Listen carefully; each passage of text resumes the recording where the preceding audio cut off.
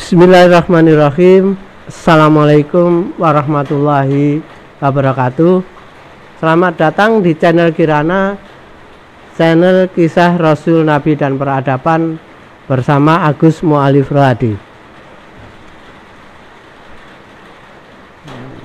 Di tempat saya ambil video ini sedang hujan ya. Nggak apa-apa, kita anggap sebagai musik saja ya, sebagai musik untuk mengiringi ya, untuk mengiringi pengambilan video ini ya. Sebelumnya kita telah sampai pada kisah bagaimana kemudian Persia dapat menguasai wilayah bekas Kaldea dan sekutunya, sehingga Persia menjadi suatu imperium yang besar, menjadi imperium kedua setelah Kaldea yang menjajah bangsa Yahudi ya, yang menjajah bangsa Yahudi. Yang pertama adalah Kaldea. Tapi Raja Persia ini, Raja pertama Persia ini, Koresh Agung ini mempunyai pendekatan yang berbeda terhadap negeri-negeri jajahannya, yaitu dia tetap menghidupkan wilayah negara jajahannya dengan baik ya. Tentu sebagian akan sebagian pendapatan dari negerinya harus serahkan sebagai upeti kepada Persia ya, sebagai tanda bahwa mereka menjadi negeri taklukan.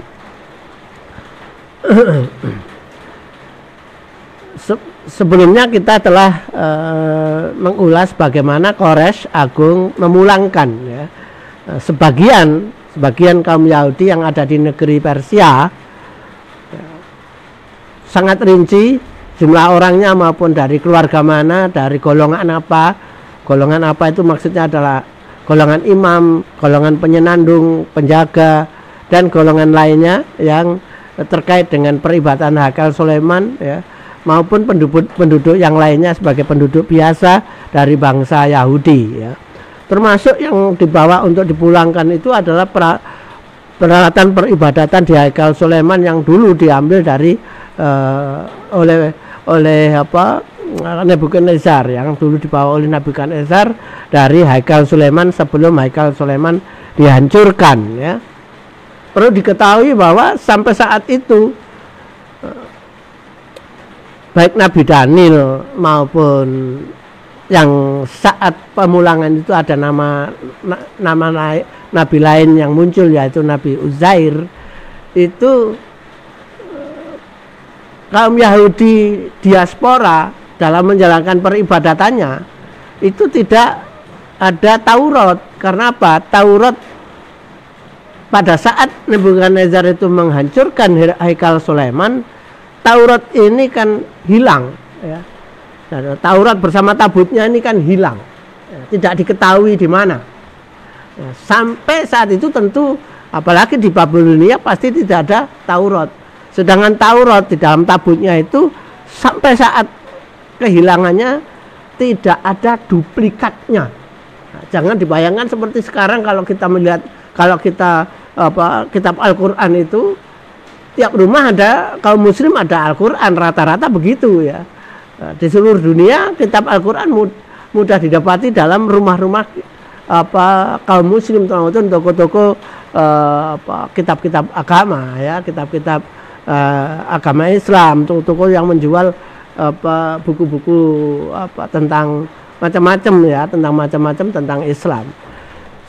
Pada masa itu Taurat tidak ada duplikatnya pada saat itu. Dengan demikian bahwa berarti imam-imam itu termasuk nabi pada saat itu mengajarkan Taurat dengan tradisi lisan, tradisi hafalan, karena tidak ada duplikat. Jadi mengandalkan tradisi hafalan. Bagaimana nanti itu? Nanti bisa kita lihat bagaimana tradisi hafalan yang selama ini selama itu ya, ketika di Babilonia itu, diperbudak itu, hafalannya bagaimana. Nanti akan ketahuan hafalannya bagaimana.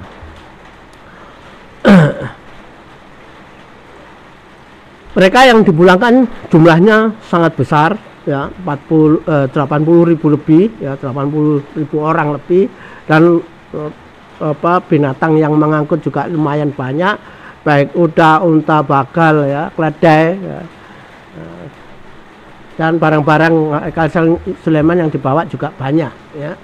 Termasuk sumbangan-sumbangan dari masyarakat Yahudi yang diwajibkan menyumbang karena tidak ikut pulang ke Yerusalem.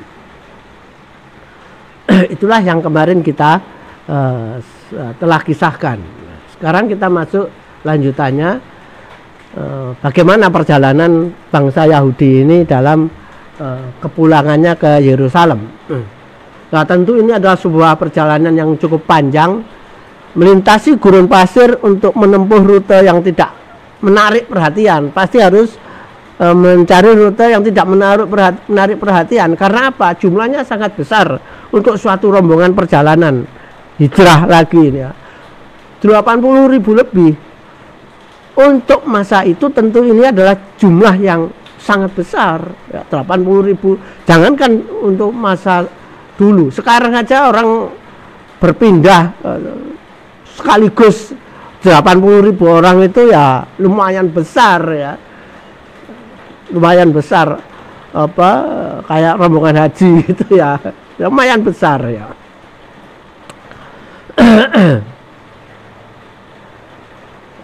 Kalau dulu perjalanannya darat. Nah, karena rombongan ini besar, supaya tidak mengganggu kota-kota yang dilewati, maka mereka pasti mencari rute yang membuat mereka tidak menjadi tidak menjadi bahan perselisihan dengan penduduk kota yang dilewatinya. Namun demikian,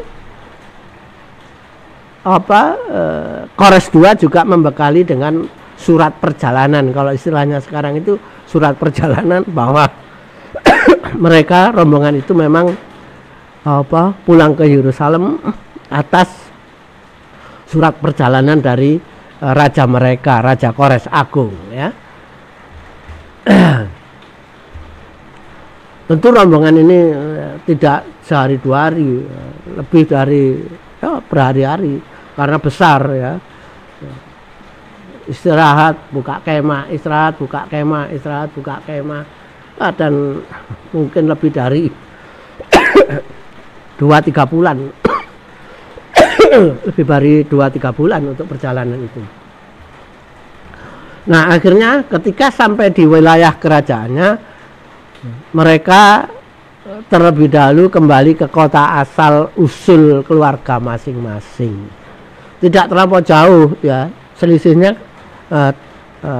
selisih waktunya dari mereka diperbudak ketika diambil untuk diperbudak pada tahun 587 sampai kemudian mereka dikembalikan ini hanya sekitar 50 tahun, 49-50 tahun, ya. 49 atau 50 tahun, ya. Jadi sedang Nebukadnezar tidak memusnahkan, masih banyak keluarga mereka yang masih hidup di negerinya, ya, saat itu, sehingga mereka tentu ingatan kaum Yahudi yang ada di negerinya terhadap mereka yang sekarang pulang dari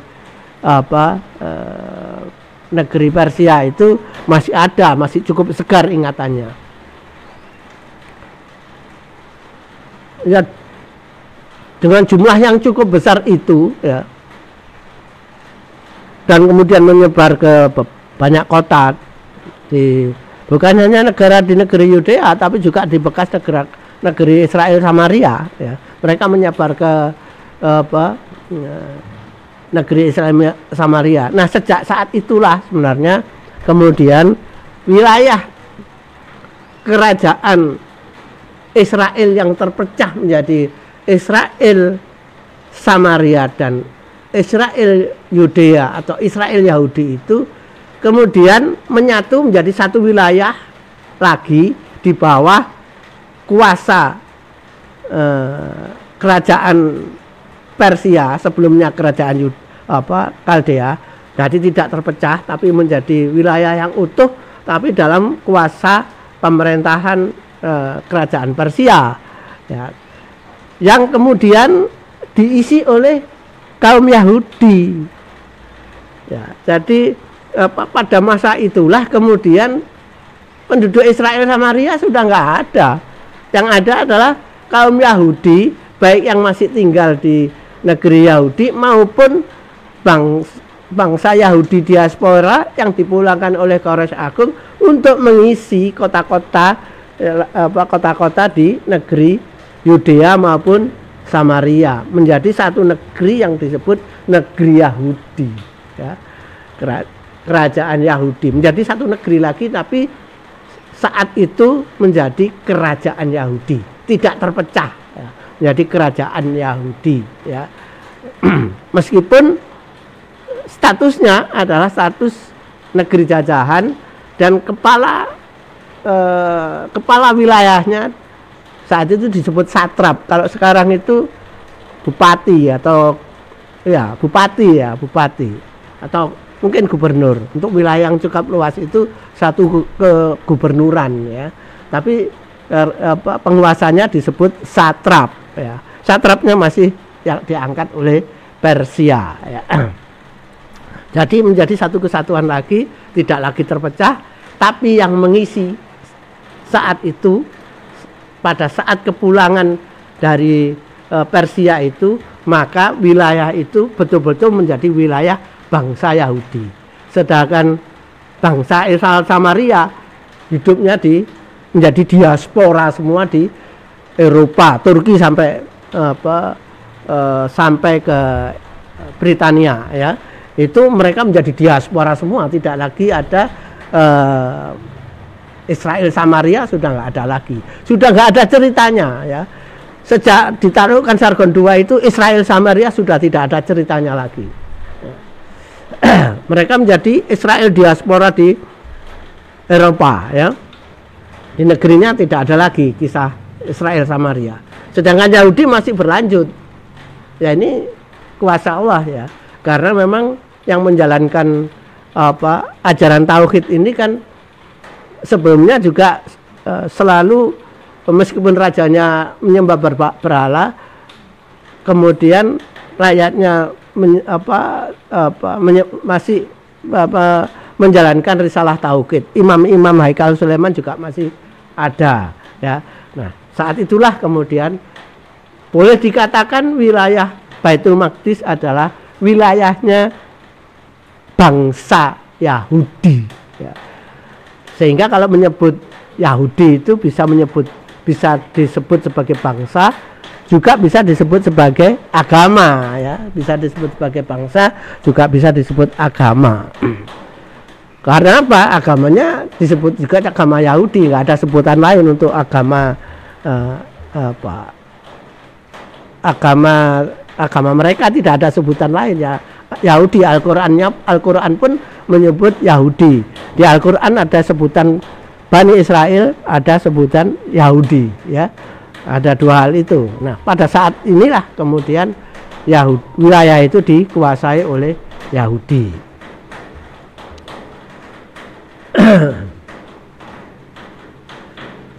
Nah, ketika mereka dipulangkan itu, Zerubabel diangkat sebagai satrap. Jadi kepala rombongan kepulangan itu adalah Zerubabel yang juga diangkat sebagai satrap di Yerusalem. Satrap di Yerusalem, bukan seluruh wilayah. Berarti satrap Zerubabel adalah satrap atau bupati di kota Yerusalem ya. Sedangkan untuk penguasa wilayah bangsa Yahudi ada sendiri dari bangsa Persia. Nanti ketahuan siapa itu ya, nanti ada kisahnya, ada sentuhannya ya. Nah, kedatangan rombongan tersebut yang besar itu dengan segera menggairahkan kehidupan kota-kota Bani Israel ya. Meskipun ada rasa takut dari penduduk yang ada di Yerusalem, namun karena berbekal kuasa dari Kores II, maka kedatangan mereka tidak menimbulkan gesekan yang besar dengan penduduk.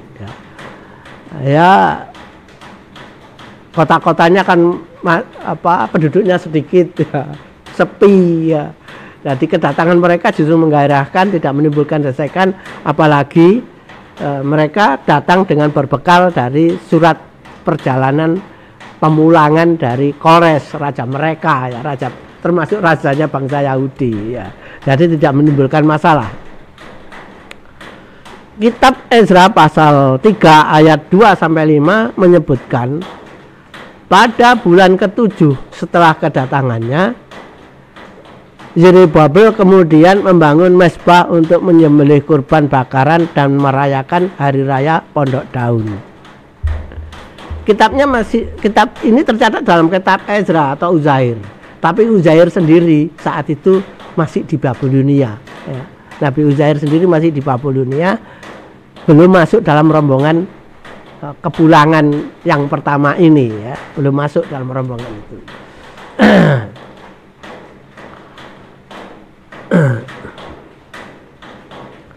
Zerubabel, ya, pada bulan ke-7 setelah kedatangannya, kemudian membangun mezbah untuk menyembelih kurban bakaran dan merayakan hari raya Pondok Daun, hari raya utamanya, ya, hari raya Pondok Daun. Jadi tidak langsung ketika datang langsung merayakan hari raya Pondok Daun gitu, enggak, tapi 7 bulan berikutnya, ya. Ketika datang kan menyebar. Nah, pada saat merayakan hari raya Pondok Daun itu mereka berdatangan semua ke Yerusalem. Pada tahun kedua kedatangannya, yaitu tahun 536 sebelum Masehi, Zerubabel mulai membangun Haikal Sulaiman. Namun, ketika sudah mulai membangun Haikal Sulaiman, tidak lama kemudian justru mendapat halangan dari penduduk Yerusalem yang menghentikan pembangunan Haikal Sulaiman.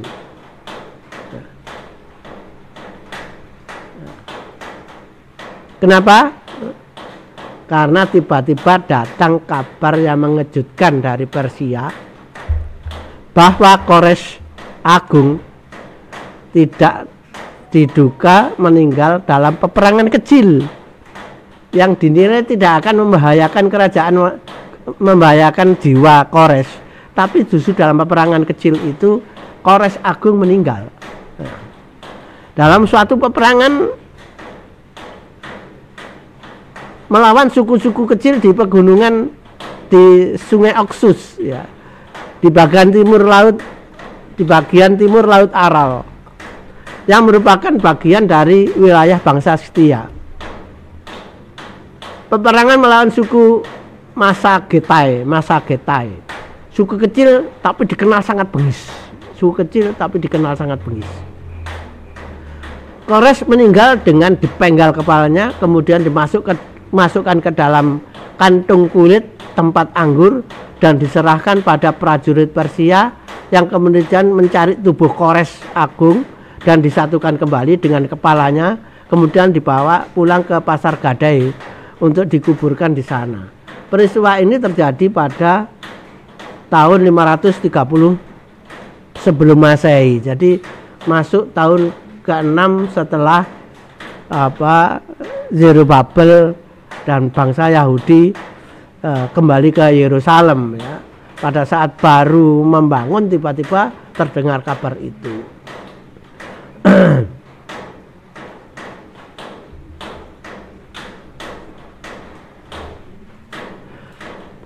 Putra mahkota kerajaan kemudian diangkat menggantikan Kores yang kemudian menggunakan gelar Kambises II. Kambises ini adalah bapaknya Kores Agung, ya. Kambises ini nama bapaknya Kores Agung yang ketika anaknya Kores Agung menjadi raja menggunakan nama kakeknya itu sebagai gelar, sehingga disebut Kambises II, ya. Raja Persia yang baru ini kemudian memindahkan ibu kota kerajaan dengan membangun kota lama yaitu yaitu kota Elamite. Ya, Elamite yang sebelumnya adalah ibu kota kerajaan Susa. Jadi di Susa lagi ya, membangun kota lama. Ya. Ini kotanya orang Elam, ya, kotanya orang Elam, suku Elam yang sudah apa ini? Suku Elam sudah, kerajaan Elam sudah hilang ya, sudah menyatu dengan bangsa Persia. Ya. Kambises II juga membangun angkatan laut untuk memperkuat tentaranya. 4 tahun membangun armada angkatan lautnya. Ya.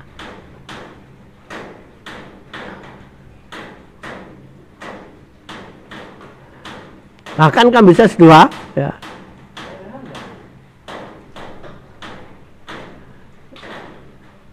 kemudian menyerang Mesir.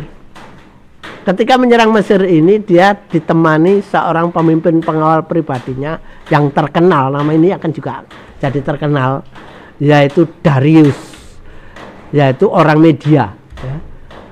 Darius orang Media bersama tentara daratnya ya, dan angkatan lautnya. Ya. Mereka kemudian menghajar negeri Mesir yang saat itu Fir'aun atau Pharaoh Mesir adalah Psammetikus ketiga. Dia Persia mengalahkan Mesir, mengalahkan Psammetikus III, kemudian mengangkat seorang gubernur Mesir di wilayah kerajaan Mesir ya, mewakili kerajaan Persia. Nah, ini adalah peninggalan Kores ya, makam kubur Kores di Pasar Gadai Iran, masih ada kuburnya. Menjadi situs warisan dunia UNESCO sejak tahun 2006 ya. Ini adalah juga peninggalan Kores Agung yang terkenal ya. Dikenal dengan silinder Kores atau tabung Kores. Ditulis pada tanah liat kering, dibuat tahun 539 sebelum Masehi. Prasasti berhuruf paku yang menyatakan Kores adalah penguasa Babilonia, yang di dalamnya juga berisi pernyataan semacam hak asasi manusia. Jadi Kores ini juga membuat pernyataan perundang-undangan yang menghargai hak-hak asasi manusia pada masa itu, tentu sesuai dengan kondisi pada masa itu. Tapi ini adalah pernyataan pertama tentang hak asasi manusia. Ini terkenal ya, peninggalan ini terkenal.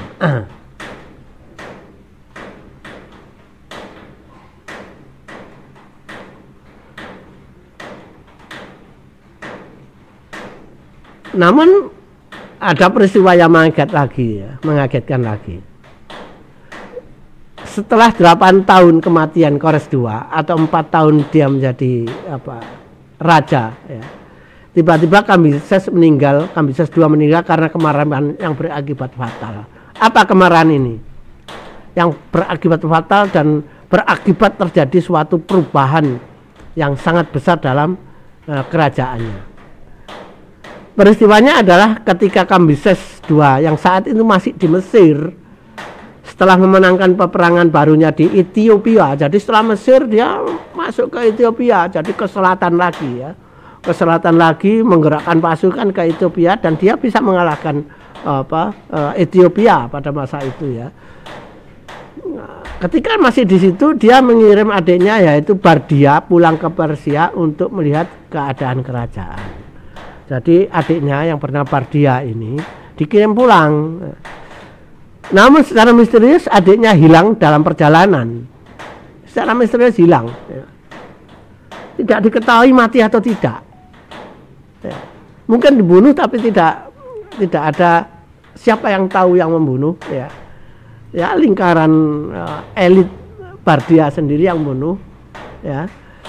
Ya, tujuannya jelas untuk mengguncang kerajaan, untuk perebutan kekuasaan di kerajaan ya.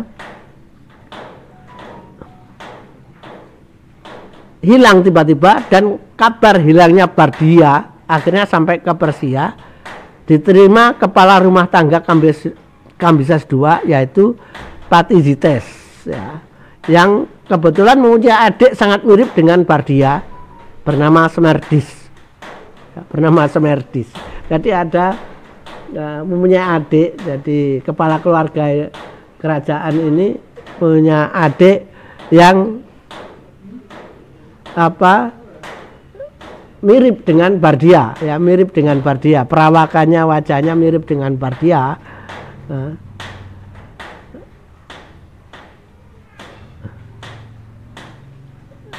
Yang ini dimanfaatkan oleh Patizites, ya. Karena apa? Dia melihat hal ini sebagai suatu kesempatan untuk melakukan perebutan kekuasaan. Jadi kepala rumah tangga pun mempunyai keinginan untuk mengambil alih kekuasaan. Kabar hilangnya Bardia dirahasiakan oleh Patizites, kemudian meminta adiknya menobatkan dirinya sebagai raja Persia. Ini ya. Jadi karena wajah yang mirip Bardia ini, kemudian dengan mengatasnamakan Bardia mengambil alih Raja Persia, ya, karena memang Kambises II ini sedang berada di tempat yang sangat jauh yang tidak mungkin bisa memantau kondisi kerajaannya, oleh karena itu mengirim adiknya yang bernama Bardia. Terus kemudian Bardia hilang secara misterius, dan kemudian kepala keluarga ini, kepala kerajaan kemudian kebetulan punya adik yang mirip Bardia, kemudian adiknya disuruh untuk mengambil alih kekuasaan kerajaan Persia, ya. Namun beralihnya kekuasaan ini kan segera dapat didengar kabarnya, ya.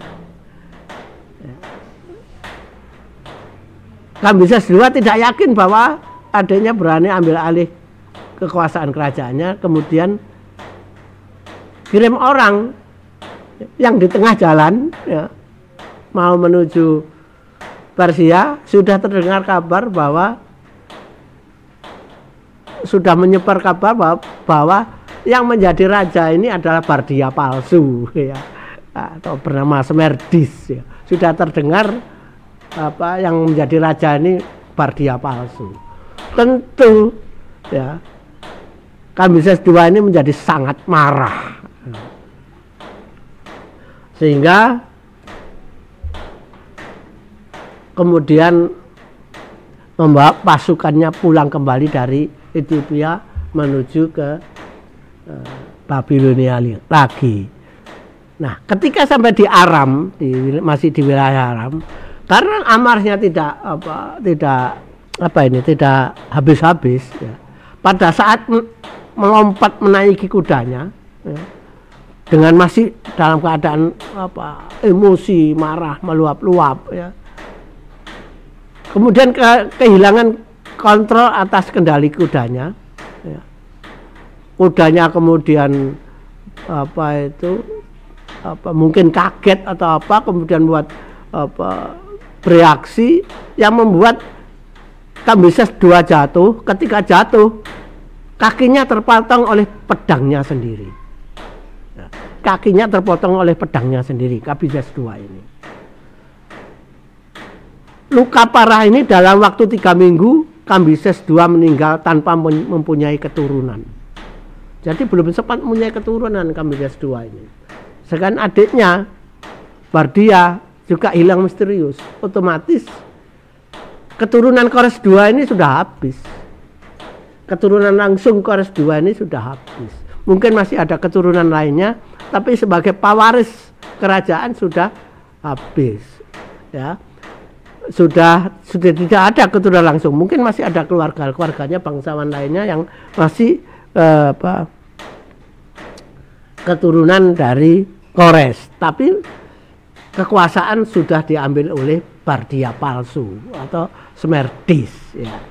Tentu ini membuat pergolakan di dalam kerajaan sendiri, membuat pergolakan. Smerdis atau Bardia palsu ini tidak segera bisa menyatukan elit politik kerajaan Persia. Nah, ketika pulang itu Kambises juga membawa teman yang juga sekaligus panglimanya, yaitu Darius ya. Dan akhirnya Darius bisa sampai ke Persia lagi tanpa ada orang atau pasukan yang menghadang Darius ya. Itu menunjukkan bahwa di elit kerajaan memang sedang terjadi masalah ya. Sehingga namanya si bukan raja palsu ya, yang mengambil alih kerajaan ini si Bardia palsu ya, raja yang mengatasnamakan Bardia atau Bardia palsu ini ya, tidak bisa mengkonsolidasikan kekuasaannya sehingga tidak mampu membentuk pasukan untuk menghadang Darius ya. Darius akhirnya dengan mulus sampai ke Persia.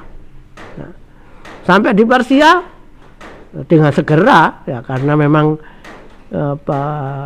Patizites dan Smerdis ini tidak mampu membentuk pasukan, maka kakak beradik ini dengan cepat dapat dibunuh oleh Darius ya, kepalanya dipenggal ya, dipamerkan pada penduduk kota Susa. Jadi kepalanya ini dipamerkan pada penduduk, kepalanya Smerdis ya, dan Patizites ini dipenggal kemudian dipamerkan di penduduk di kota Susa. Nah, akhirnya karena ya Darius pengalaman perang, mempunyai pasukan dan tidak ada lagi orang yang dipatuhi perintahnya oleh Darius, maka Darius otomatis menjadi penguasa yang kemudian oleh penduduk Darius ini diangkat menjadi raja pengganti Kambises II.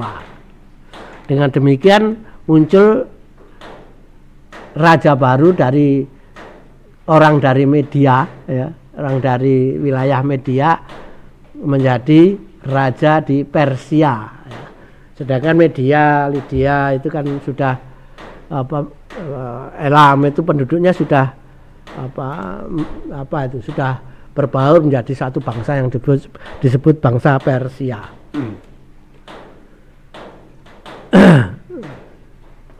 Darius menjadi raja Persia sekitar tahun 521 sebelum Masehi.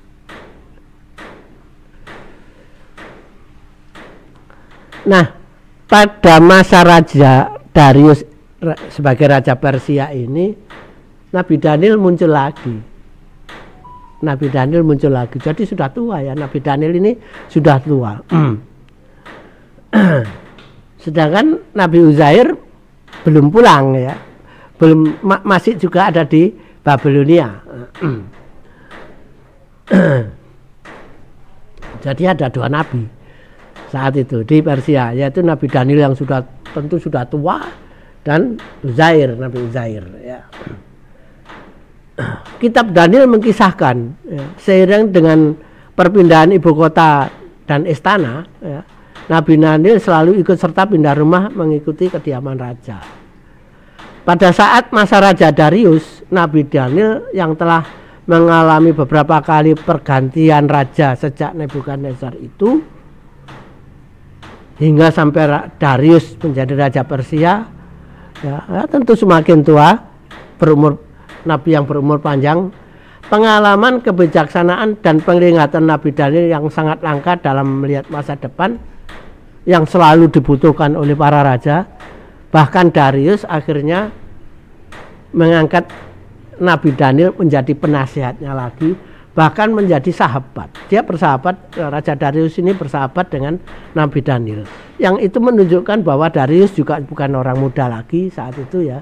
Jadi ketika menjadi pendampingnya Kambises tentu sudah berumur dan kemudian menjadi sahabat Nabi Daniel, yang itu menunjukkan bahwa sudah Darius ini sudah paling tidak mengenal Nabi Daniel dari masa ke masa, sehingga kemudian karena dia menjadi raja mengangkatnya sebagai mengangkat sebagai penasehat ahlinya, dan kemudian dengan cepat bersahabat dengan Nabi Daniel.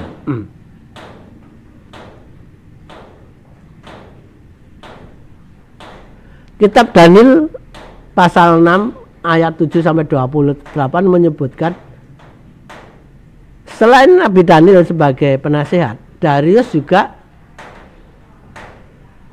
mengangkat banyak penasehat, baik dari orang media, ya, tempat asal usulnya, maupun orang Persia, maupun orang Elam dan lainnya. Ya. Jadi cukup banyak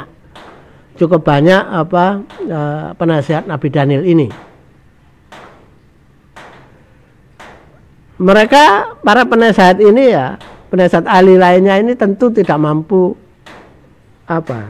menyaingi Nabi Daniel kemampuannya, ya, tidak akan mampu menyaingi Nabi Daniel. Dan Nabi Daniel kan bagi mereka adalah, meskipun sebagai penasihat ahli raja, tapi statusnya kan budak.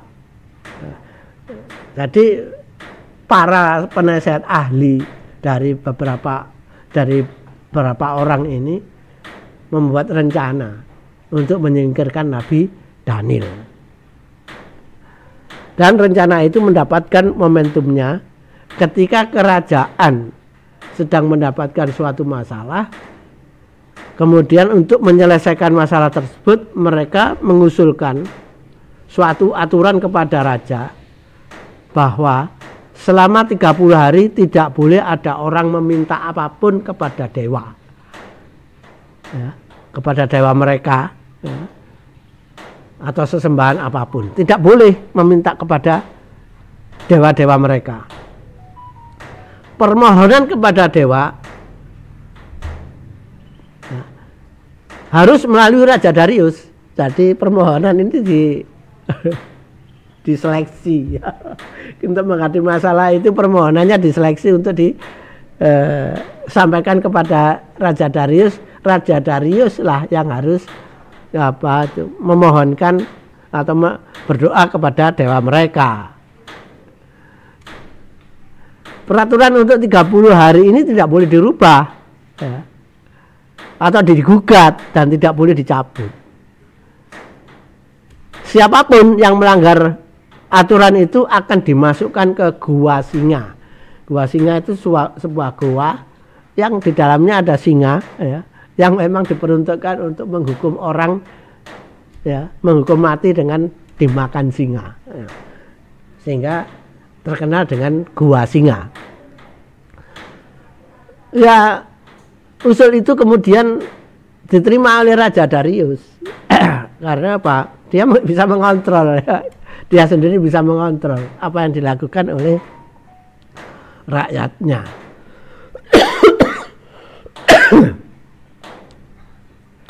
Karena Raja Darius bisa menerima aturan itu, kemudian aturan tersebut diumumkan kepada seluruh masyarakat. Jelas bahwa peraturan itu kan peraturan untuk berdoa kepada dewa, dan tidak boleh ada orang memohonkan kepada dewanya, apapun dewanya, kecuali permohonan itu harus disampaikan kepada Raja Darius, untuk Raja Darius sendiri yang memohonkan.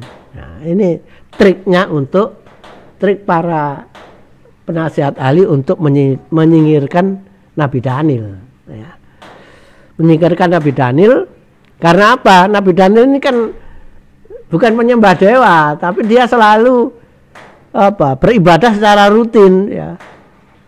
Beribadah secara rutin sesuai tuntunan dalam Taurat, ya. Jadi jelas ini untuk menyingkirkan Nabi Daniel.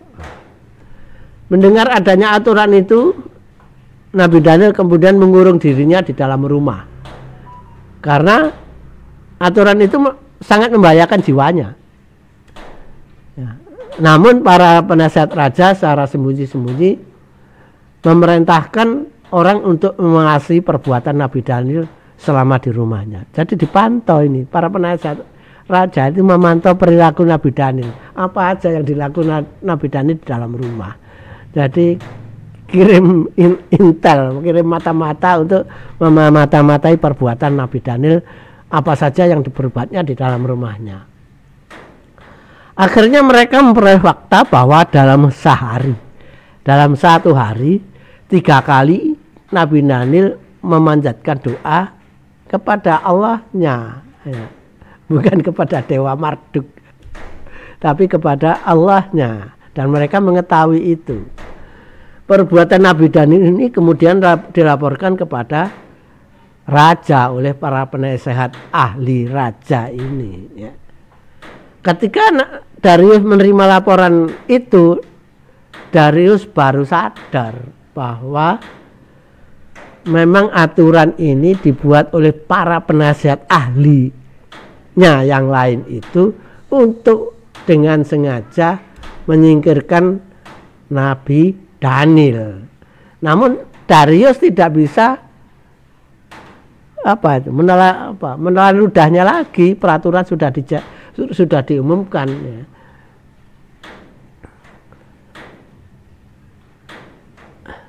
Darius tentu tidak bisa mencari jalan untuk menolong atau mencarikan jalan keluar untuk menolong lagi, karena peraturan itu berumur 30 hari belum selesai, masa aturan itu belum selesai, dia tidak bisa membuat aturan lagi. Mau tidak mau akhirnya tidak ada jalan keluar. Kemudian Nabi Daniel dipanggil menghadap raja. Darius hanya bisa mengatakan bahwa Allahmu mudah-mudahan menolongmu.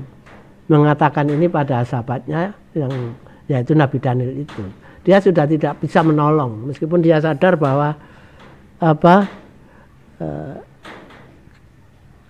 semua itu adalah kelakuan dari para penasihat ahlinya yang lain.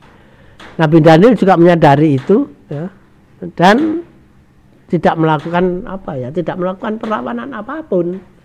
Tidak mungkin Nabi Daniel juga melakukan perlawanan yang akan berakibat pada kehidupan para kaum Yahudi lainnya kalau dia melakukan perlawanan, ya. Karena kaum Yahudi masih banyak di sana, ya. Lebih banyak dari yang dipulangkan jumlahnya, ya. Lebih banyak dari yang dipulangkan oleh Kores Agung. Akhirnya Nabi Daniel dilempar ke gua singa, dimasukkan ke gua singa. Darius sendiri tidak dapat tidur semalaman atas peristiwa tersebut. Itu diungkapkan dalam kitab Uzair, ya. Itu tercantum dalam kitab Uzair, ya. Sehingga karena kegelisahannya dan tidak dapat tidur itu, pagi-pagi Darius dan pengawalnya menuju gua singa untuk melihat bagaimana keadaan Nabi Daniel. Sampai di gua tersebut dengan suara gemetar, Darius berteriak memanggil Nabi Daniel berharap yang dipanggilnya masih hidup. Ternyata ada jawaban dari Nabi Daniel yang mengatakan bahwa singa-singa itu mulutnya telah ditutup oleh Allah dan singa tersebut sama sekali tidak berani menyentuh dirinya.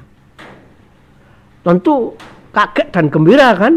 Darius sangat kaget dan gembira melihat kenyataan bahwa singa pun tidak bisa menyentuh Nabi Daniel, tidak berani menyentuh Nabi Daniel. Nabi Daniel masih hidup. Dengan segera Darius kemudian memerintahkan pengawalnya mengambil tali untuk menarik Nabi Daniel keluar dari goa tersebut. Lalu Nabi Daniel dibawanya ke istana. Nah, tentu ini peristiwa yang yang menggegerkan, ya. Menggegerkan kota Susa, juga membuat geger para penasehat ahli Darius. Tentu mereka ketakutan. Karena apa? Ini ada orang yang dilempar ke Goa Singa yang sudah terkenal menjadi tempat untuk membunuh atau untuk menghukum mati orang, untuk menghukum mati orang dengan diterkam dan dimakan singa. Tapi singa-singa yang ada di dalam Goa Singa itu ternyata tunduk pada Nabi Daniel, tidak berani menyentuh Nabi Daniel. Sehingga ketika Nabi Daniel dibawa ke istana, semua menjadi geger ya. Raja yang sudah mengetahui kelakuan bahwa itu adalah Nabi Daniel sampai dimasukkan ke Goa Singa adalah karena kelakuan para penasihat ahlinya yang lain itu, kemudian seluruhnya dipanggil. Para penasihat itu seluruhnya dipanggil. Yang mengusulkan membuat aturan tersebut tidak ketinggalan, dipanggil semua. Nah, mereka kemudian semuanya digiring gantian dimasukkan ke dalam Goa Singa yang langsung disantap habis oleh singa-singa tersebut ya. Jadi senjata makan tuan ya. Para penasihat Raja Darius ini kemudian menjadi santapan singa. Setelah itu mengetahui secara langsung ya, Darius mengetahui secara langsung bahwa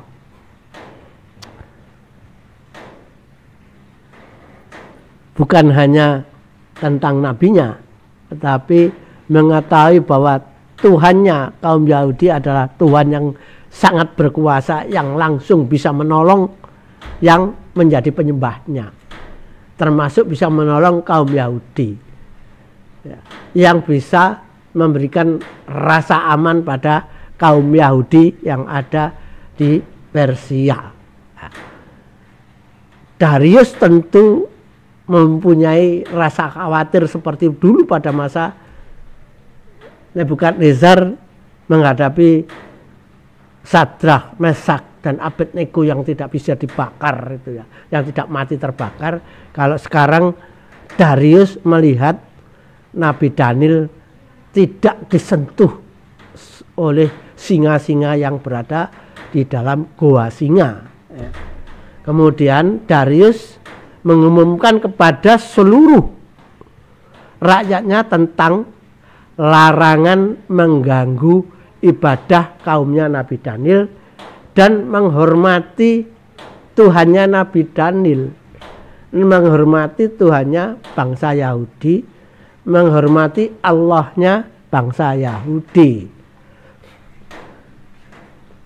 Nah, setelah peristiwa ini kisah Nabi Daniel tiba-tiba berhenti ya. Kita tidak tahu ini adalah kisah berakhirnya Nabi Daniel, tapi tidak ada kisah kelanjutannya. Namun kitab Nabi Daniel di Goa Singa ini dalam bahasa Arab, tidak dalam bahasa Persia. Yang itu menunjukkan banyak kemungkinan ya. Setelah peristiwa itu bisa saja karena Nabi Daniel menyadari yang dirinya sudah tua itu bisa menjadi masalah bagi bangsa Persia yang tidak bisa menerima keberadaannya di Persia. Meskipun Raja Darius tidak berani untuk berbuat sesuatu kepada Nabi Daniel maupun pada kaumnya, tidak berani berbuat sesuatu terhadap agamanya Nabi Daniel dan kaum Yahudi. Mungkin karena itu Nabi Daniel kemudian pergi dari Persia ya, menuju Aram, kemudian menulis kitabnya, yaitu kitab kitab yang mengisahkan peristiwa Goa Singa dalam bahasa Aram. Jadi sangat mungkin juga Nabi Daniel mungkin ya kuburnya bisa saja di Aram, tapi bisa saja ketika mau meninggal dia kembali ke kota Susa, bisa jadi, banyak kemungkinan, sehingga sulit memang dicari di mana kubur Nabi Daniel yang sebenarnya. Apakah ada di Alexandria Mesir, apakah ada di Aram, apakah ada di Persia, di Susa, ya, atau di Babilonia, ya, karena pernah di istana Babilonia, atau di mana, tidak ketahuan, karena di kota-kota itu ada peninggalan Nabi Daniel yang disebut Masjid Nabi Daniel, Nabi Daniel. Jadi mana di kubur aslinya sampai sekarang sulit dibuktikan. Karena apa? Juga tidak ada yang berani menggali. Kan kalau menggali bisa ribut, ya. Tidak ada menggali apakah ada tulang belulangnya Nabi Daniel di kubur tersebut.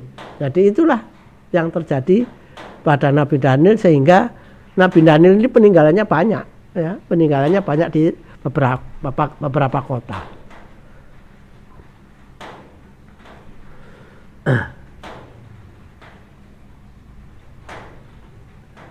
Ini adalah bagaimana lukisan tentang Nabi Daniel dalam gua singa, ya. Bagaimana singa-singa itu tidak berani menyentuh Nabi Daniel, ya. Mereka tunduk pada Nabi Daniel. Ya, kalau kita lihat versi ini kubur Nabi Daniel itu, ya mungkin saja paling mungkin para ahli sejarah menyebut bahwa yang paling memungkinkan menjadi tempat kubur Nabi Daniel adalah yang berada di kota Susa, meskipun kitab terakhirnya yaitu peristiwa Gua Singa itu berbahasa Aram, ya. Bisa saja dari kota Susa tidak ingin menimbulkan masalah bagi orang-orangnya Darius, tidak menjadi masalah raja-rajanya, kemudian dia pergi ke Aram menulis kitabnya. Setelah selesai menulis kitabnya dalam bahasa Aram, kemudian balik lagi ke kota Susa dan meninggal di kota Susa. Para ahli sejarah meyakini bahwa kubur Nabi Daniel terletak di kota Susa, meskipun peninggalannya atau makamnya, ya, peninggalan disebut juga makamnya ada di beberapa kota.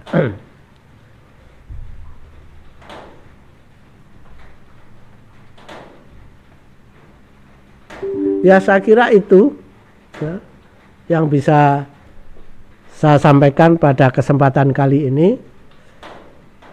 Mudah-mudahan bermanfaat, ya.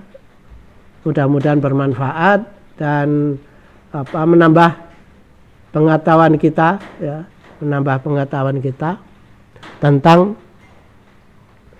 kitab-kitab nabi-nabi kaum Yahudi yang sangat berpengaruh dalam sejarah Rasul dan Nabi, ya, termasuk Nabi Daniel, terus beberapa nabi yang sebelumnya telah kita kisahkan, dan sebentar lagi kita akan masuk kisahnya Nabi Uzair, ya. Saya kira demikian yang bisa saya sampaikan. Ini makam Nabi Daniel yang disebut juga masjid, ya, disebut Masjid Nabi Daniel di kota Susa, Iran, ya. Ya, ini tempat inilah yang diyakini, ya, diyakini sebagai tempat di mana kubur Nabi Daniel berada. Nah, ini adalah foto saya sendiri sama istri saya ketika di Masjid Nabi Daniel, tapi di kota Alexandria, ya. Jauh kota Susa di Iran dan Alexandria di Mesir, yang Mesir sebelah mana? Mesir yang barat, ya, agak jauh ke barat dari delta Sungai Nil di tepian Laut Mediterania, ya. Masjid ini terletak di situ, Masjid Nabi Daniel. Alhamdulillah saya bisa melihat ke makam Nabi Daniel yang dikenal dengan Masjid Nabi Daniel yang situ juga ada satu makam lagi yang diyakini sebagai makamnya Luqman. Apakah kubur ataukah peninggalan, saya tidak mengetahui secara persis. Tidak bisa menceritakan tentang orang yang disebut Luqman yang namanya disebut dalam Al-Quran. Ya. Saya kira demikian yang bisa saya sampaikan. Billahi taufik wal hidayah. Wassalamualaikum warahmatullahi wabarakatuh.